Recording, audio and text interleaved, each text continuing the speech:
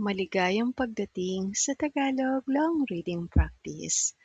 Ang layunin ng sering ito ay tulungan kang mapabuti ang iyong kakayahang magbasa at makinig sa Tagalog sa natural na paraan. Pakinggan ng mabuti, basahin ang bawat pangungusap at huwag mag-alala kung hindi mo agad maintindihan ang lahat ng salita. Sa bawat araw ng pagsasanay, mas magiging natural ang iyong pag-unawa sa wikang Tagalog. Magsimula na tayo? In English, welcome to Tagalog Long Reading Practice.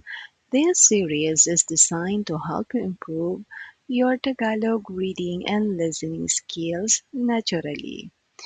Listen carefully, read each sentence, and don't worry if you don't understand every word at first. With consistent practice, understanding Tagalog will become more natural. Let's begin. Sa baybayin ng ilog. Sa baybayin ng ilog. Sa baybayin ng ilog. Hi, kumusta po kayo? Ako si Ana. Kasama ko sina Agnes at Cece, ang aming dalawang mababait, masasayahin, at magigiliw na alaga. Tara, samahan ninyo kaming tatlo. Tumakbo tayo sa mabuhanging baybayin ng ilog.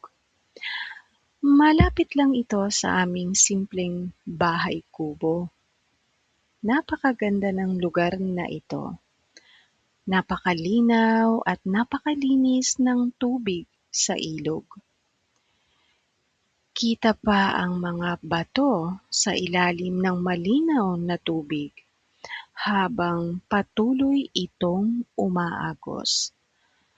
Presko ang hangin, maaliwalas ang paligid, at napakasarap sa pakiramdam ang banayad na sikat ng araw sa umagang ito.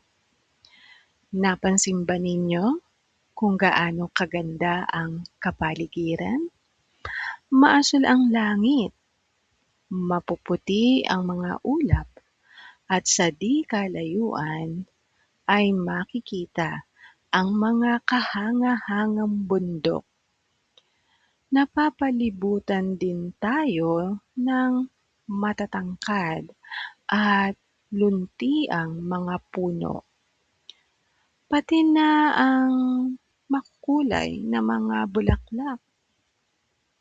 Ang lahat ng ito ay nagbibigay ng saya, katahimikan at kapayapaan sa ating puso at isipan.